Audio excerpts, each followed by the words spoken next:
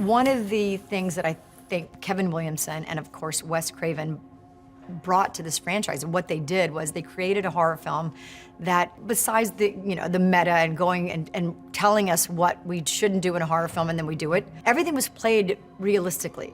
So it's not campy. While it's really funny, it's played seriously. You actually are invested in the characters more than, you're not laughing at them. You really don't want them to go because they're so engaging, and I think what Wes created is incredible. And then the guys, everything that Wes would have done, wanted to have done, and the guys did it. The one analogy we always use, that if Scream 5 was the greatest hits, this one is the punk rock B-side of the Scream franchise, and I think we did that, and we brought some action to it. One of the things that was so interesting to us is that we all got really excited about New York, and I think one of the things that we did is we wanted to make this a movie that is about people living their lives in New York, not New York. Not the tourist version. Yeah, so we were like, this isn't about going to the Statue of Liberty and Empire State Building. This is about people living their lives in a giant city where there's millions of people.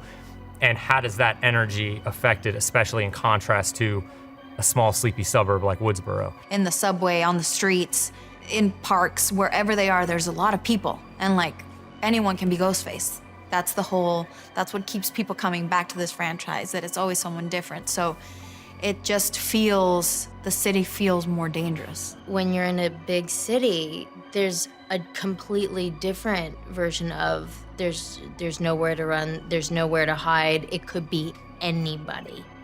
The killer could be anybody. Kirby's back because fans love her character, and she gets to like play this, is she, isn't she, like, is she on their side or is she not? And all these like moments of doubt, and I think fans are gonna really love that journey of hers. Sam and Tara have moved to New York. That's where Gail has a morning show. And she hears about Ghostface because of the news, and she had written a book and she wasn't supposed to. She promised she wouldn't, and she gets back involved in their lives. She becomes a part of the group, and she becomes a target. There's a lot of callbacks to the original. There's a lot of callbacks to every single film before this one. So if you're invested in the story that Scream has created, you will not be disappointed. I think there's just a relentlessness and a kind of rawness and a sort of up all night thing, that we always gravitate towards. We love survive the night movies. We love movies that just kind of start, go, go, go, and then when it's over, you kind of exhale and take a deep breath. It's I hate calling movies a ride, but it's a ride. It's, you get on and hopefully you really love the characters, and that's what kind of pushes you through it. But I will say the set pieces in this one are the most fun we've had doing set pieces. Yeah. Like, this was a new level for us. I've never been directed by two directors, but their transition between the two of them is so smooth. They know how to work together so well, and they've just brought us along for the ride. They make you feel like you have all the time in the world to nail your performance. So that pressure that's always there as an actor to really nail it, it just gets lifted just a little bit, because you know that they're gonna give you the time to get what you want. I was given a lot of the material, in the script. Sam is written so well, and she has a whole backstory because there's 25 years of movies that she can draw from, and of history of the fandom and how this franchise has grown that belongs to her, that is in her in some way, because her father was the origins of it all. So in a way that gives her a lot of weight, that gives her a lot of like a heavy burden to carry, which already makes her different, like from the start. Most final girls are quote unquote good girls, and Sam is not. We loved the idea that this story was set right on the heels of the previous one, so that we could really explore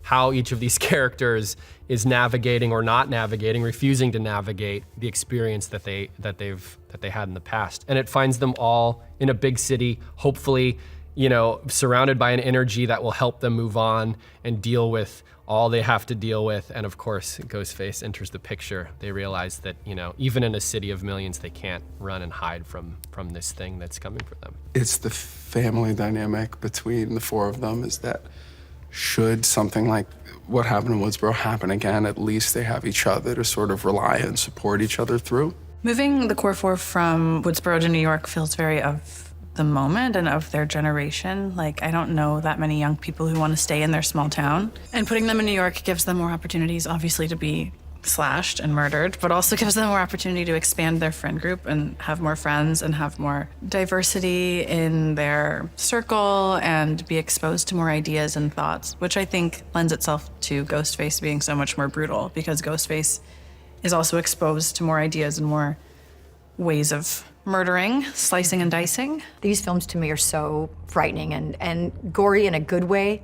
It's so realistic, the way they do the special effects and the stabbings, but I mean, I think that people are gonna go nuts. The last Scream that we did was probably the greatest time I've ever had on a set. Just truly the most wonderful, sweetest cast, crew. So I think that anytime you get to work with people that you love, you're very, very lucky. I feel very, very fortunate. But then two, it's I came into this job knowing it was just gonna be a good time, and it wasn't gonna feel like work. The days we were shooting all that ladder stuff was really fun. That's a fun exercise for any actor, to ramp right up into it, to get there. And that's what that was. 5 days in a row for all of us was at 110 every day, giving it all. That was really fun, you know? You're creating with your peers, with your friends, and you're trying to do something that you're proud of, and something like that, you're just giving it all. In this one, the Core Four was that kind of ingredient for us, where it was like, cool, this really gets to be about these characters, their relationship, how they're dealing with the past, how they're working together to get through this current ordeal. And, you know, just to say it, the actors who play the Core Four have become really close friends of ours, and so watching that relationship between them and with all of us together kind of evolve over the course of both movies is something just really special that I don't think we were expecting, and that I think you feel when you're watching the movie. I think that the kills in this movie are, I don't know how the Ghostface's arm didn't fall off. I mean, I've never seen more stabbings, more things. It was unbelievable. And like I said, after the first one, I just had to stop looking because it's crazy. There's more stabbings per person than I've ever seen. They found some new places to get stabbed, to stab people. You have to make it bigger and better. Of course, people expect that. If you didn't, it would, you know, you have to amp it up every time. And they accomplished that. They did a great job.